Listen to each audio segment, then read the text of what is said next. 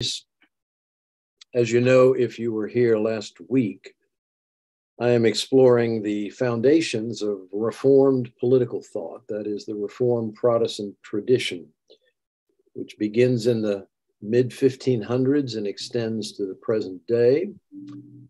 I'm talking in this series primarily about ideas that were developed in the period from the mid-16th century through the end of the 17th century.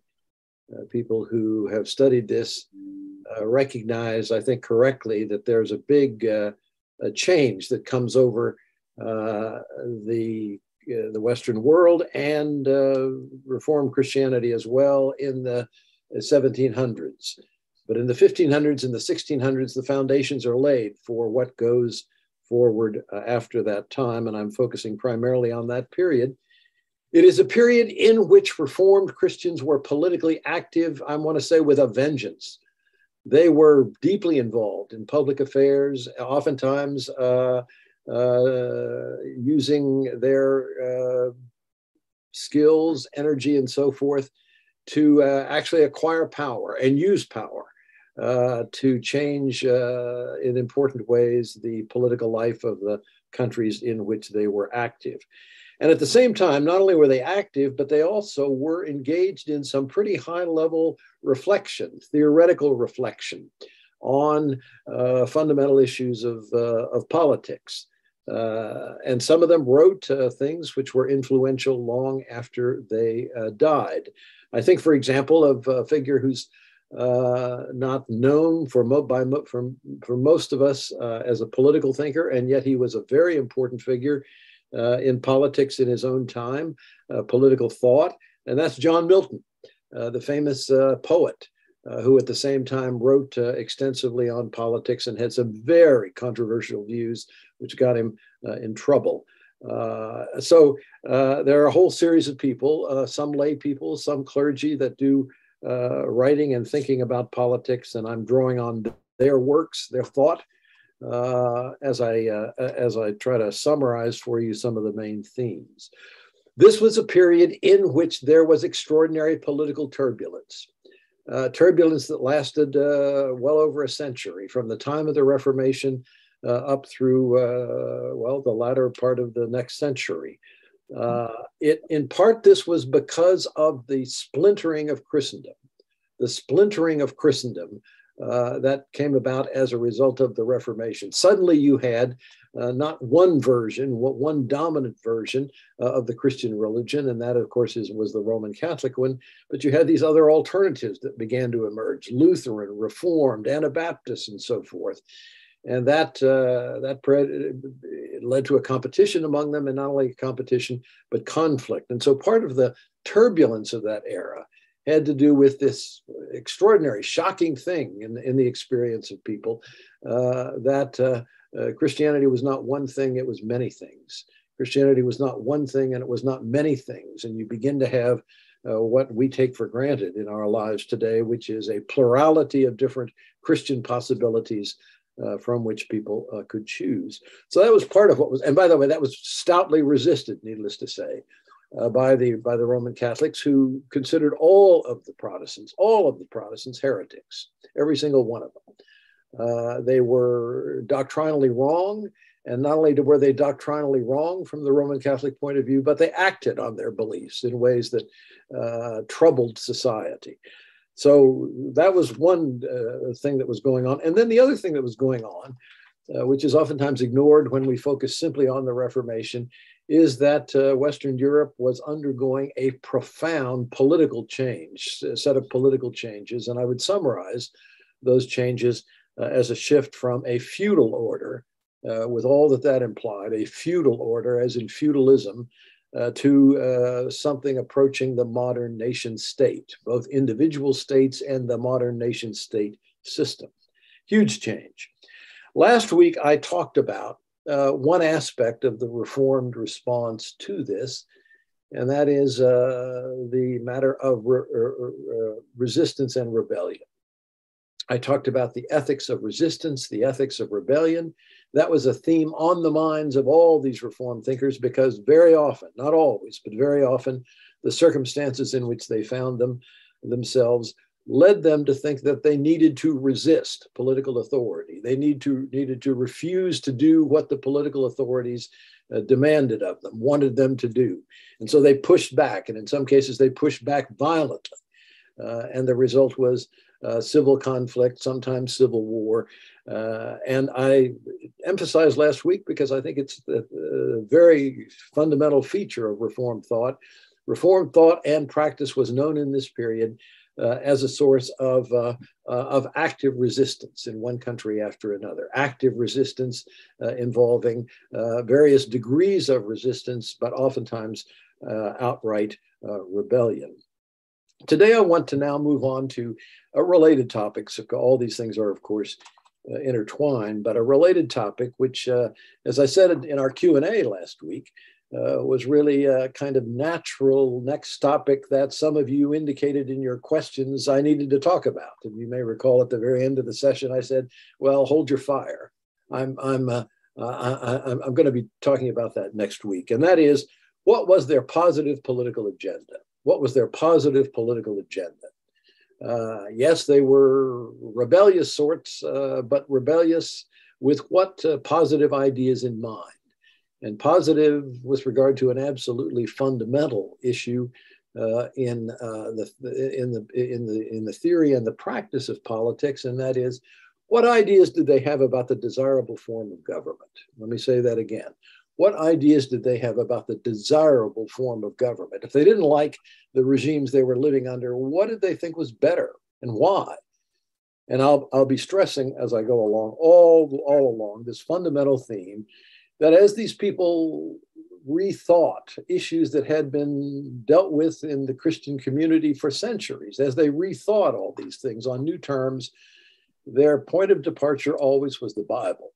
They kept saying over and over again, we want to recast, rethink what it means to be a Christian in terms of fidelity to Scripture, in terms of faithfulness to what Scripture teaches.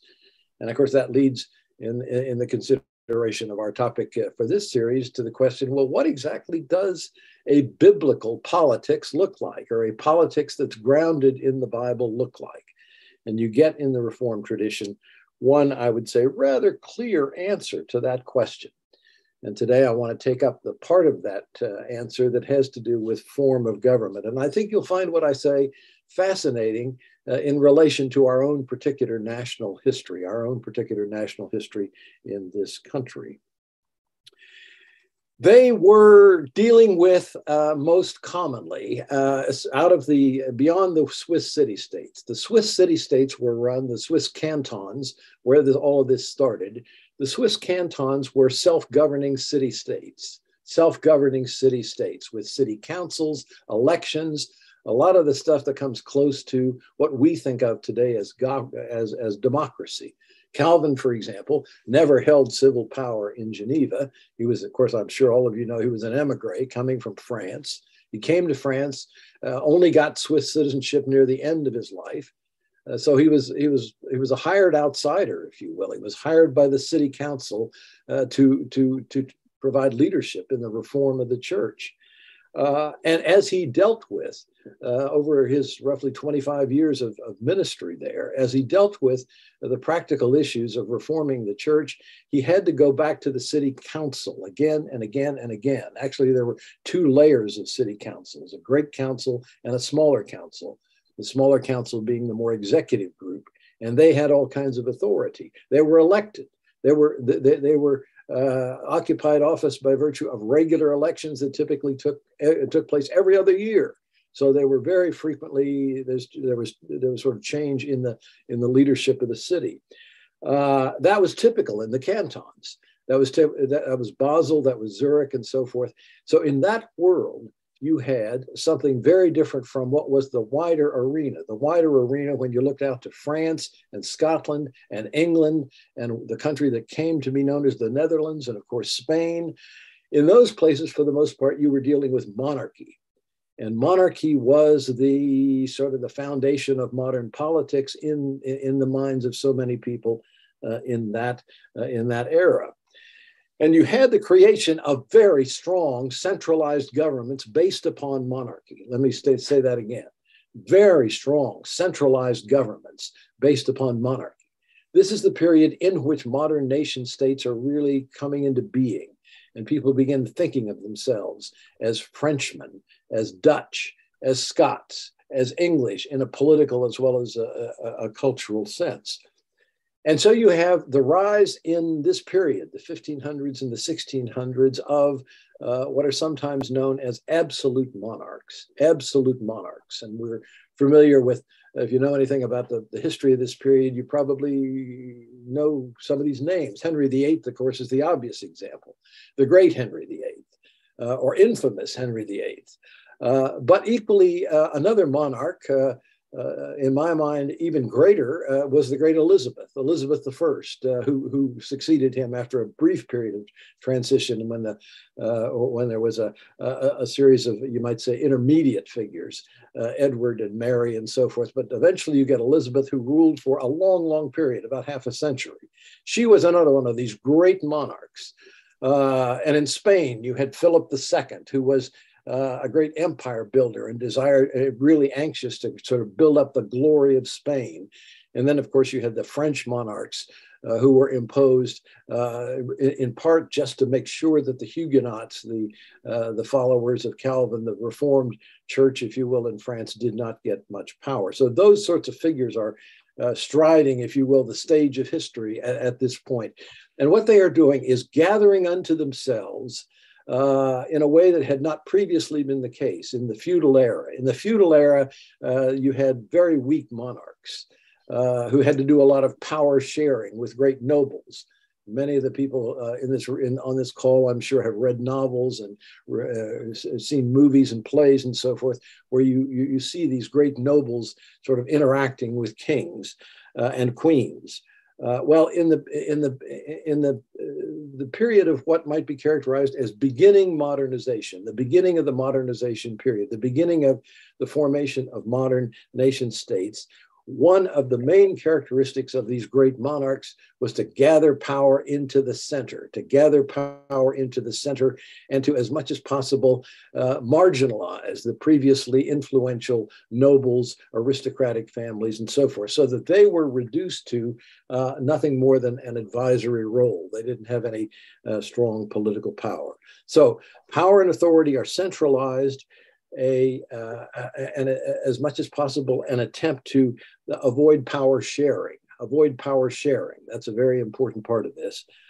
And then the other crucial part of it is, as it began to develop, is to try as much as possible to set aside what we today would characterize as constitutional or legal restraints on government. To set aside constitutional or legal restraints on government. Or what might be characterized as the ancient idea of the rule of law, sort of limiting what governments can do.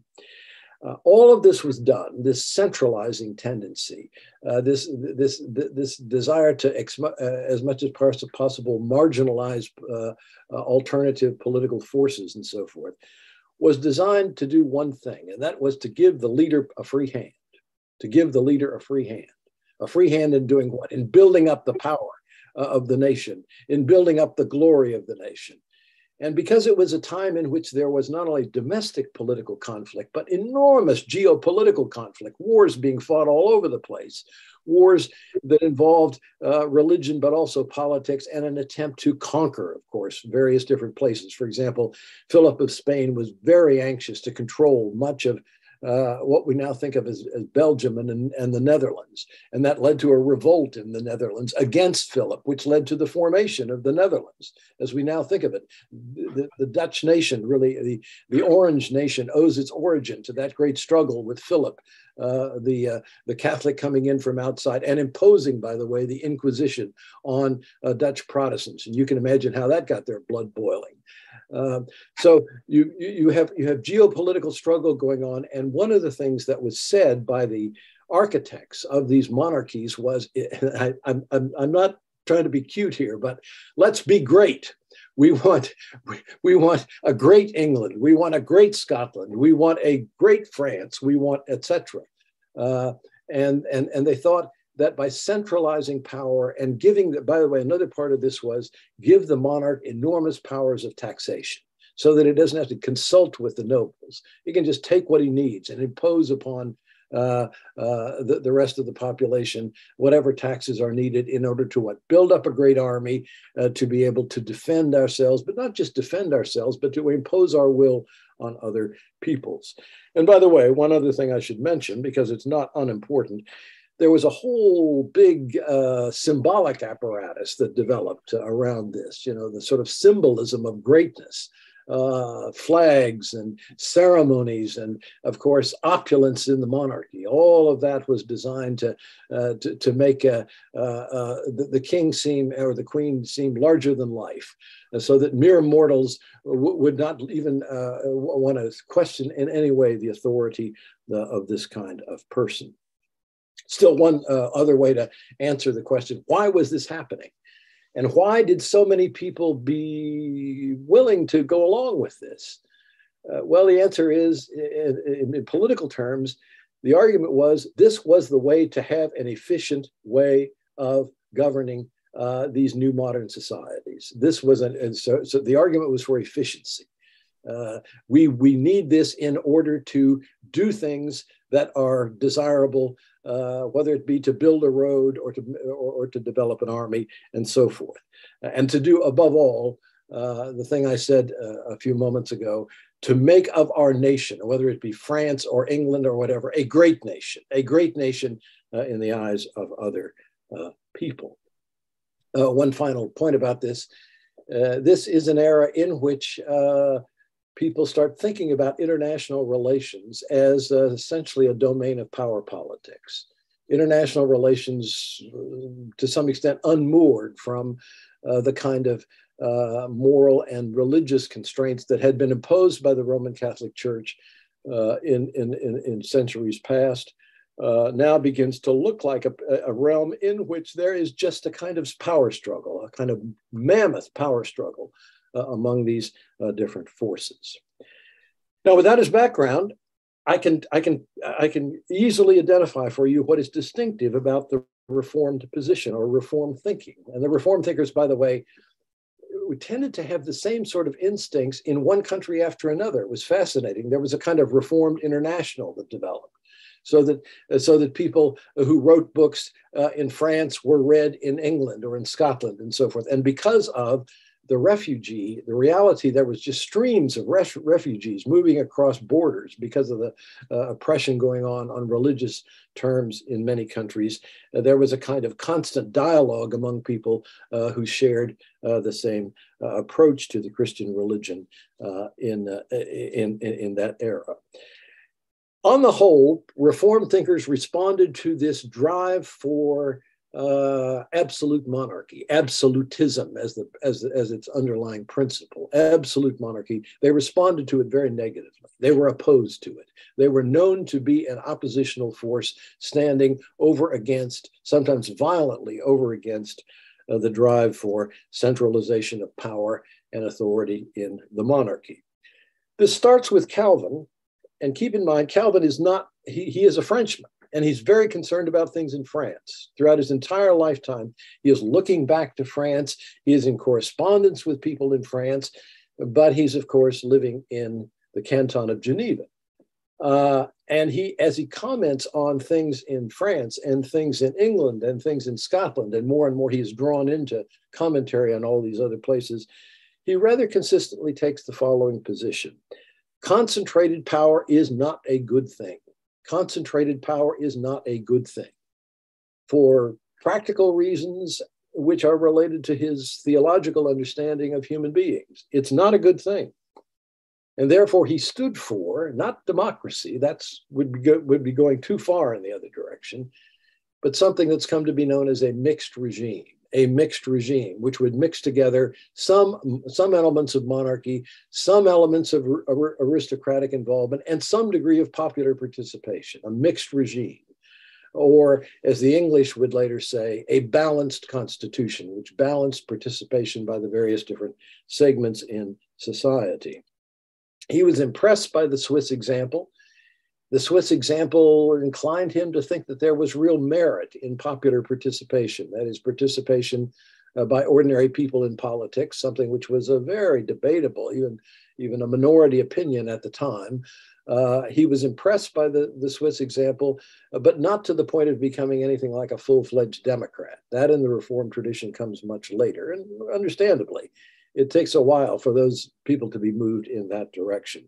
But he is very convinced that this concentration of power, especially the concentration of power in a single figure, like the great Elizabeth, the great Philip, or whatever, is just a bad idea. And elsewhere, as reform movements were constituted and they began to be involved politically, they carried out this kind of resistance to absolutism. They insisted minimally on the following: limitations on monarchical power. That was the point of departure. Limitations on monarchical power. If they were asked and trying to answer it in any kind of coherent way, they would say, well, the beginning of good government is limitations on executive power. The beginning of good government is limitations on executive power. We don't want the executive having power to do what he or she chooses without qualification. There need to be limitations on monarchical power. And there needs to be, next point, part of this is there needs to be power sharing. There should not be one center of power. There should be multiple centers of power in government. Sound familiar? There should be multiple centers of power, therefore power sharing in the design of government. As much as possible in sort of the fashioning states, in the exercise of statecraft, those ideas should be taken into account. Later, when you read somebody like John Adams, for example, at the time of the American founding, it's like pages have been ripped out of these figures who went before them. This very strong kind of dogmatic insistence upon limited power and power sharing. But some of them, as things evolved, and I'm here talking mainly about but not exclusively, the English Puritans, who sometimes carried this sort of critique of centralized power much farther, they were inclined to say, let's do away with monarchy altogether. Let's do away, and they were known as, and this becomes a very important term to introduce in this context, Republican thinkers. And 20 years ago, I spent a year in Scotland, and I was reminded again and again by the Scots that if you are a Republican, you are anti-monarchy. You want to get rid of the monarchy. And I assure you, in Scotland today, there are people who think the monarchy is a bad idea and it should be abolished. That is you might say, the core premise of Republican thinking. And Republicans appeared in the development of Reformed political thought, mainly in the 17th century. And so you get flowing out of the early, you might say, work of Reformed thinkers on the question of how government should be constituted, two complementary ideas. One is constitutional monarchy. If you got a monarchy, you want to keep the monarchy, or you have to keep the monarchy, then at least constrain it, limit it constitutionally, which means two things: put constitutional boundaries around it, and secondly, make sure that the monarchy has to share power with other parts of government. In the English case, Parliament. Parliament and monarchy are going to work together. They're going to share power. There's not going to be Parliament reduced to simply the status of a powerless advisor. But in some cases, Reform thought moved beyond constitutional monarchy to the idea of the creation of republics. And oftentimes Reform thinkers in this period would say, well, that's what Switzerland has got. That's what those cantons are. They're republics. They're independent republics. Another place where those ideas really caught on and became very important in the shaping of the political life of the nation was the Netherlands. It's no accident that when the Dutch get their independence, even though they've got a monarchy, many of them want a Dutch republic, which eventually what was sort of the thing that they got. And above all, this was true of the kind of people who migrated to New England. What was Massachusetts Bay Colony, but in the eyes of Reformed thinkers, but a republic, a Christian republic, where the people govern themselves and were autonomous in relation to monarchy. They really, insofar as the monarchy had any status in their minds, it was a remote thing. And some of them quickly gravitated to the idea, we want to be free from monarchy altogether. Now, with those ideas sort of in focus, I now want to go to the question that I implied was central to their thinking, and it was central to their thinking, and I don't want to lose sight of it, and that is, what was the biblical justification for this? Keep in mind, all along, these are people who are not just reading their Bibles, they are studying their Bibles, and they know the Bible inside out in a way that's kind of daunting sometimes to encounter. A layperson, for example, John Winthrop, author of that famous City on a Hill sermon. John Winthrop could quote scripture just routinely at great length in a very sophisticated way as a layperson. And of course, needless to say, the same thing was true of John Milton. So many, even the lay people, really knew their Bible inside and out, and they were anxious to use the Bible in a very practical, applied way. And of course, that applied in politics. And here we get the, if you will, the supplement to what I said last week. Their principal move in relating the Bible to politics was to turn to the Old Testament. Let me say that again.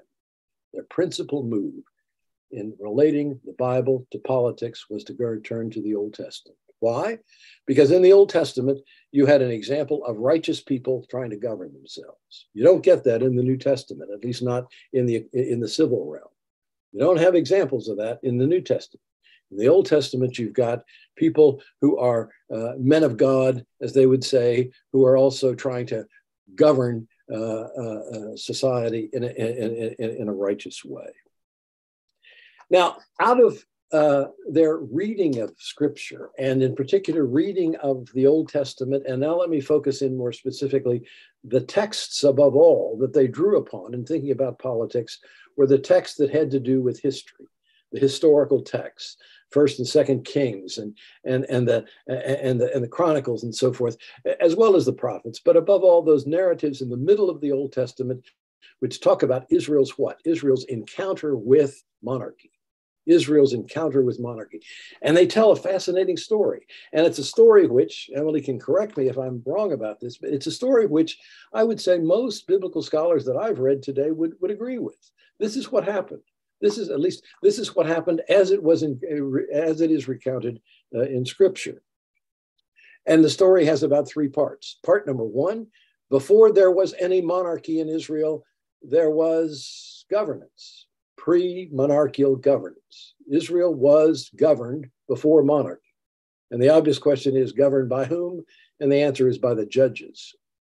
Governed by the judges, who were interpreted by our spiritual forebears in the following way, as a kind of aristocracy, and so Israel, to begin with, had a form of government in which there were elements that they thought were clearly Republican. This was a kind of republic. That is, the leaders of society were meeting together on a regular basis to pass laws and execute those laws in a way that it avoided anything like a monarchy. Israel did not have a monarchy to start off with. Step two, and all of us know this from sermons we've heard, but it's just fascinating to see it used in a context of theorizing about politics. Step two, Israel still wanted a monarchy for reasons that are important to identify. Israel moved in the direction of wanting a monarchy. Why? Well, not unlike the time of in which these reform thinkers were living, there was a desire to have strong government. Israel wanted a stronger government, which would enable them to defend themselves against their adversaries, but also to what? Profit from the building up of the wealth and glory and prestige of the nation. And they associated those things rather directly with the idea of monarchy. Israel coveted a monarchy. And then, of course, the interesting thing is Israel argued with God, in a sense, because God resisted this, resisted the granting of a monarchy to Israel for reasons that our spiritual forebears thought as very wise reasons. But Israel got a monarchy anyway. Grudgingly, God gives Israel a monarchy. And then what happens is the following. You get, step 3 in this story, a very mixed bag of monarchical performance, a very mixed bag. Some good things, some bad things, and lots of bad things that tend in a tyrannical direction. That is, rulers who mislead the people, who lead the people in the wrong direction, who lead the people in ways that amount to apostasy in terms of their original covenant obligations. And in other words, the emergence of monarchy in that story is not really unambiguously a good thing at all. And it leads to the thing I talked about last week, justified rebellion on the part of members of the Israelite nation. So you've got a story there of republic ultimately replaced by monarchy, monarchy not turning out terribly well. That is the foundation, if you will, for the theorizing that Reformed thinkers did, starting with Calvin, about civil government. And that leads me now to talk about the theory which was sort of implicit in the actions of these people. Calvin says in a wonderful passage in a commentary on Daniel the following: only God is worthy of the deference and respect absolute monarchs claim to deserve. Let me say that again. Only God is worthy of the deference and respect absolute monarchs claim to deserve. The implication is these absolute monarchs and their attempt at grandeur, absolute monarchs rather naturally make excessive claims which are very problematic. And the reason for that is that monarchs, like everybody else, are human beings with a lot of sinful tendencies, and power exaggerates those sinful tendencies. Power exaggerates those. It gives more license to those sinful tendencies. And Calvin at points was, and he was rather conservative in some respects, but he would mock. There are passages where he mocks the pretensions of being great in the monarchies of his day. So, if we are to be prudent in statecraft, if we are to design governments which are at all appropriate for the true ends of government, we need to limit executive power. There needs to be power sharing. And there needs to be another theme that emerges in Calvin and even more later thinkers is ongoing accountability. Our rulers need to be in a position where they have to be answerable on an ongoing basis to their actions. And accountable not just to God, but to their fellow citizens as well. And above all, Calvin stressed, and again, others would follow in the path that he led, always there needs to be a recognition of the covenant obligations of civil rulers, which is close to the idea, the later constitutional idea of a higher law. And that means, in turn, central theme of Reformed thought that I emphasized last time, and I want just to reintroduce it here because it's part of the same package of ideas, that the obedience which is owed to civil rulers, think of Romans 13, the obedience which is owed to civil rulers should always be thought of as conditional. The obedience which is owed to civil rulers should always be thought of as conditional.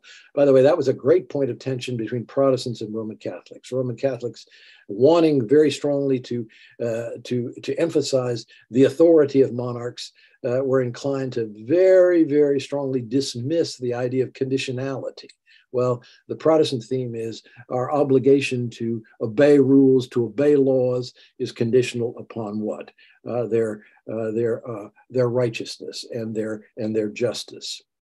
And so conditional obedience means that sometimes it is okay to resist. Sometimes it is okay to resist and even to rebel. So you end up with, in this tradition, and as it develops, it becomes more and more, shall we say, fleshed out and articulate. the arguments for it fully developed, you get a set of arguments which lead rather naturally in the direction of a complex mixed government or balanced government, a complex mixed government with different parts that represent different power elements that have to work together.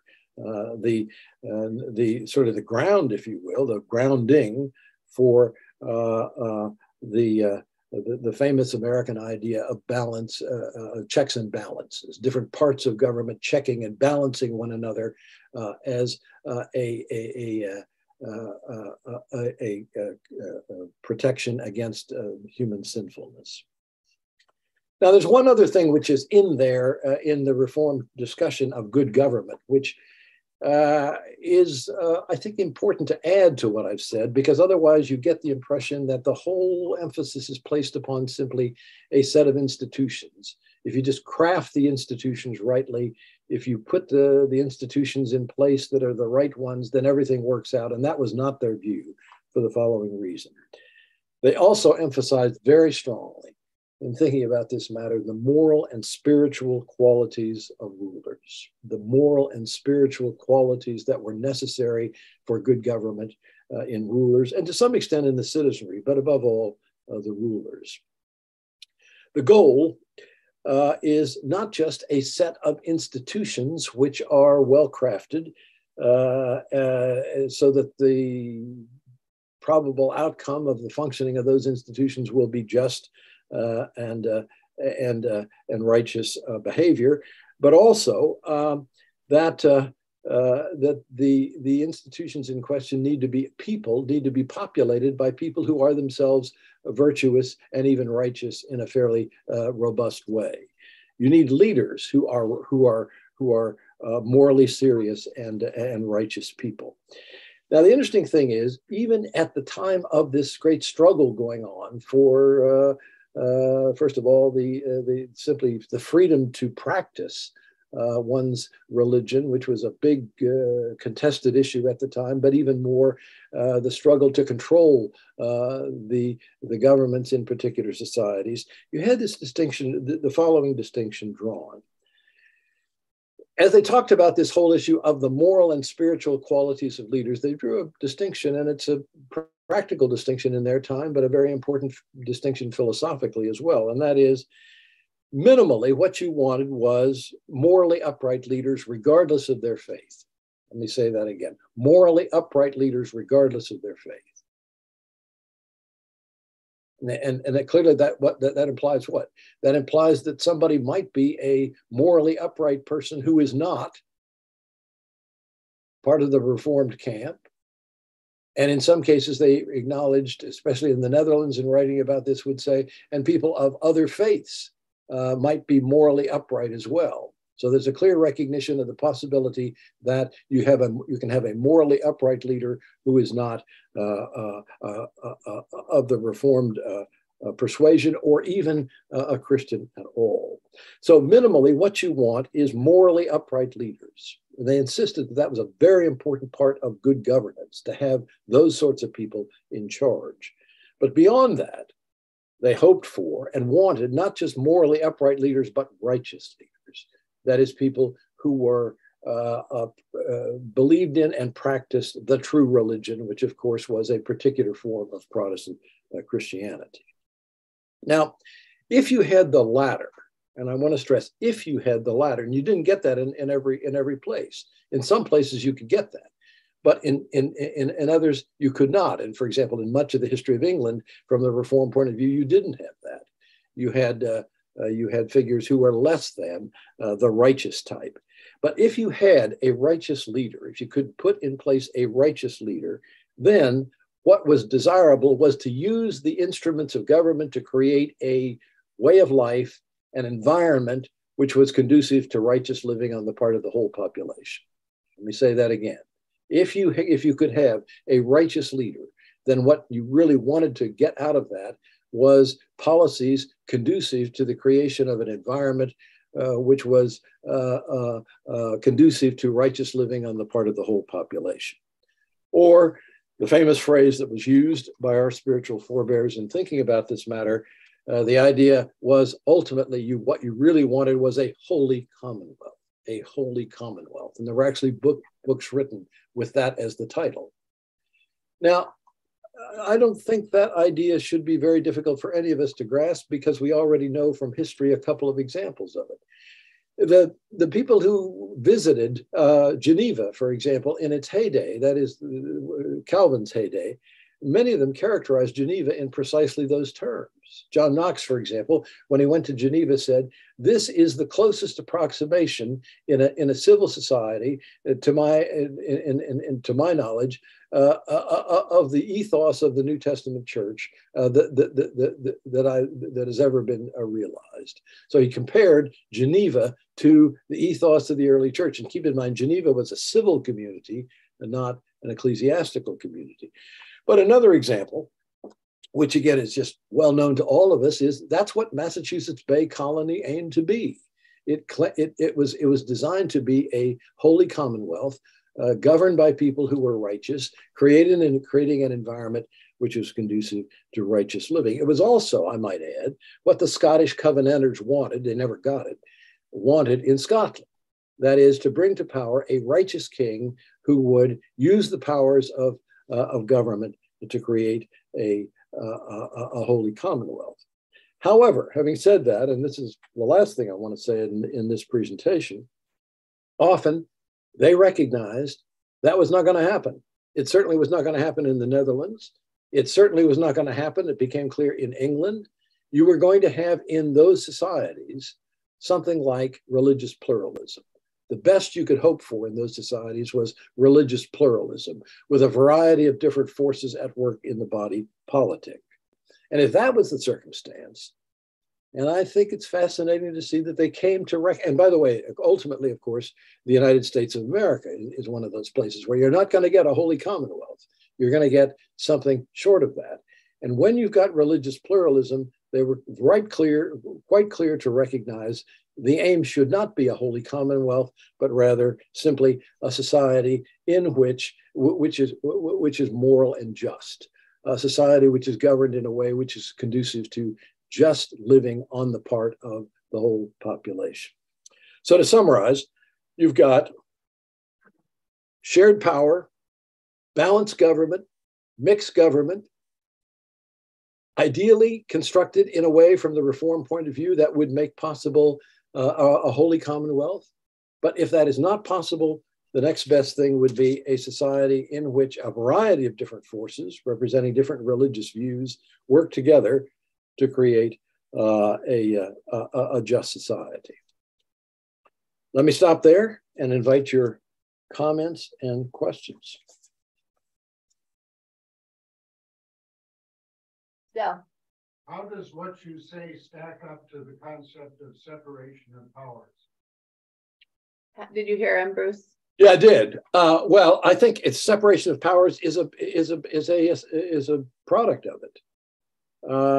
If you say there's going to be power sharing, the obvious question is power sharing by whom? And the answer is by separate institutions in government, all of which have legitimate power.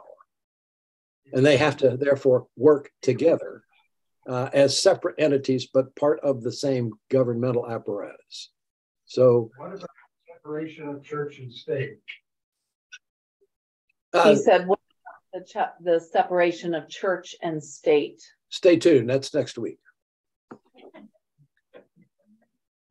I could give you a flip answer to that, but I'm not going to do it. It's going to take me at least 30 minutes to do it. I have a question.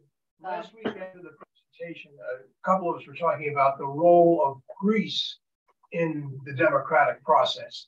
Yep. How does that fit in with this 15th, 16th century phenomenon? Thank you. Let me just be clear. I understood it. The role of priests, as in clerics. No, ancient Greece and the Greeks and the polis and the forming of government in the forming of a republic in ancient Greece. Where does that influence? How does that influence? And the concept of democracy. Reform. How does that influence the reformers? Yes. Well, let me say two or three things about that. The reformers were not limited to the Bible in their grounding of their political thought. I think that's one of the differences between them and, say, a fundamentalist. When a fundamentalist says biblical politics, they mean basically the Bible exclusively. They don't deliver on that, but that's their self-understanding. The reformers grounded their political thought in the Bible, and especially in the experience of the Israelites. And they privileged the experience of the Israelites, but they were learned people, very learned people, who were aware of other political resources. They would acknowledge, especially Athens, but also the Roman Republic, as illustrations of a form of government that was preferable to absolute monarchy, and even to some extent constitutional monarchy. I think they correctly understood the idea of democracy in Athens to be somewhat misleading. That is, the characterization of Athens as misleading. Why?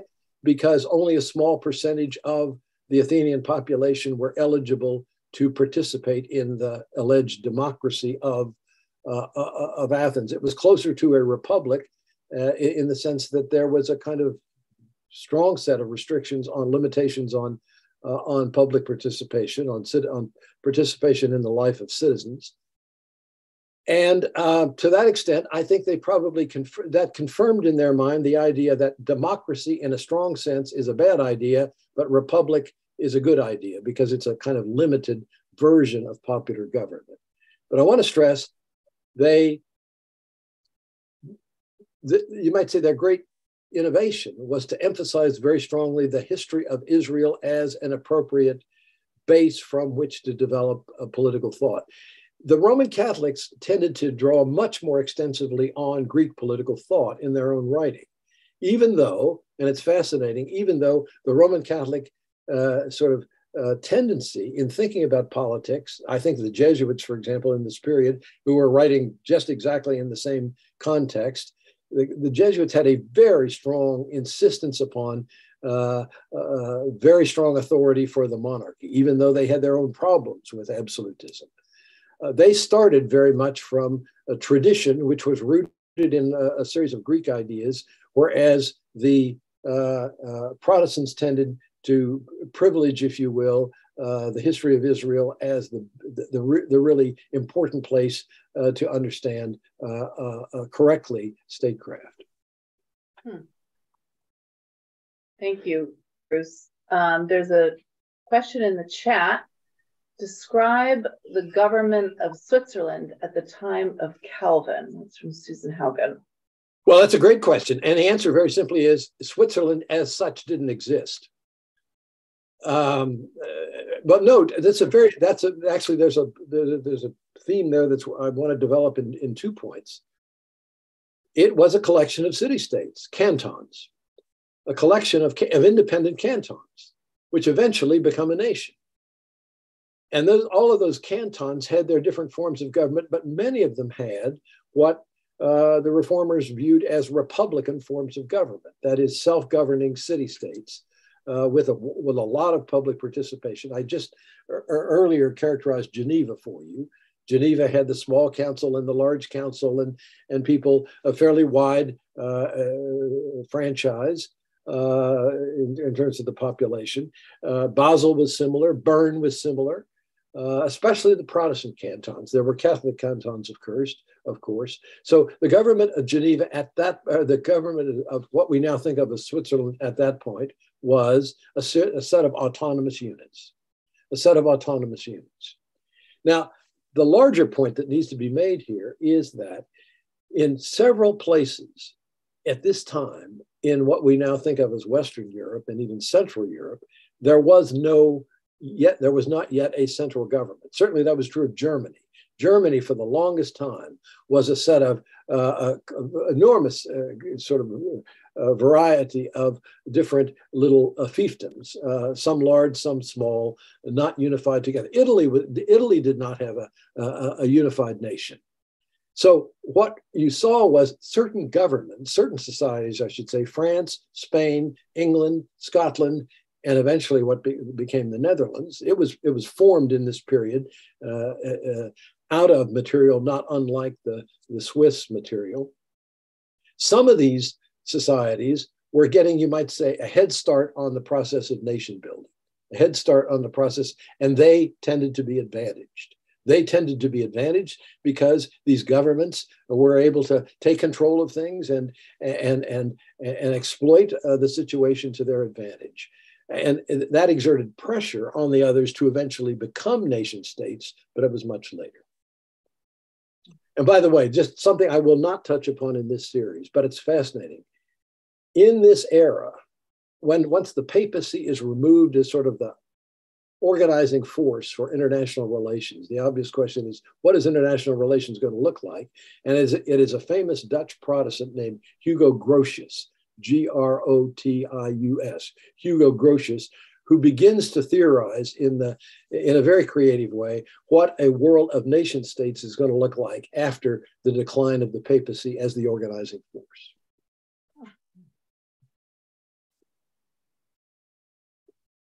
I wonder if you could talk about any other questions. Okay, what does morally upright mean in that context when they're looking for morally upright leaders? Well, that's a good question, Emily, and I'm not sure there's a very elaborate answer that I can give you. And I want to distinguish that, to be faithful to what I said earlier, from a righteous person. A righteous person is somebody who is a Christian they would say in the full sense, and is somebody who acknowledges the claims of Scripture on his life, her life. That's a righteous person. Mm-hmm. A morally upright person, I think one simple way to say it would be, this is a person who recognizes and tries to live by the second part of the Decalogue, but not the first, which was closely associated with natural law at the time, and the thought that there are these basic moral precepts which had to do with honesty, truth-telling, respect for others' rights, a certain degree of humility, certainly honoring the obligations of one's family situation and one's office in a consistent way. Those sorts of things. Those are the elements of a morally upright life. Mm-hmm. I think one of the you might say the defects of the Reformed tradition early on, it changes over time, but it's so much emphasis was placed upon trying to work out in detail the contours of Christian discipleship, that this other theme of, well, what does a morally upright life independent of the Christian faith look like, was not given nearly as much attention, especially on the part of Protestants. Catholics tended to devote more attention to that. Right. Thank you. Okay, I think we have time for one more question. Bob's got a question. Yeah, just to pick up on that latest discussion and some of the previous ones, leadership is required for folks that aspire to participate in a divide power or balance of power government in all aspects of that balance, that's for sure. Strong leadership is required. You commented about the fact that just discussed that we want our leaders to have morality, be upright, righteous, not necessarily any particular faith. But there's one thing that I'm also thinking that's important, and that is humility. And sometimes that goes counter to the other attributes that we attribute to leadership in the, let's say, this divide, more democratic kind of balance of government. Humility to me means figuring out that you might be wrong about some opinions relative to policy or whatever, and be open to other ideas in that respect. And I think some of the dangers that we see, maybe even back in history, is that when I look at the attributes of the leadership of these governing entities, you want them to have leaders. You don't want them to be wishy-washy. You want them to provide leadership, and you want them to be moral and upright. But at the same time, sometimes it goes to their head as human beings, and they get to a point where they think, well, I have the answer. Everybody else is not right. And particularly the people don't understand as much as I understand. And therefore, I'm doing this for the benefit of all. And that's, to me, a trap. So humility is what comes to mind. Humility that I may not be right always. That's what I'm just trying to interject into this latest discussion. I'm not sure if you have any thoughts along those lines, but that's my thought. Well, you and I are kind of being a tag team here. You asked a question at the end of the last session, and I said, stay tuned. I'm going to say that again about this topic, but for the following reason, Bob. I'm going to talk next week about the gradual acceptance. It was not immediate. The gradual acceptance of the idea of toleration. Toleration is closely linked to humility. It really is. And by the way, I agree with everything you said about humility. And I think part of the problem at this time, and maybe in our own time as well, was there was because they were embattled. These people were not, couldn't take much for granted. They were embattled. They placed such value on conviction. I would say conviction is the thing. You want people who are really convinced. Well, conviction is in tension with humility. The person who is strongly committed to his cause, her cause, and willing to act on that, even when it's costly to do so, can, in theory, be a person who is also humble and capable of self-criticism and so forth. In theory, but in practice, it's very difficult for those two things to go together. Not impossible, but difficult to go together. And anyway, I do want to take that up, and I will take it up at some length next week, talking about toleration.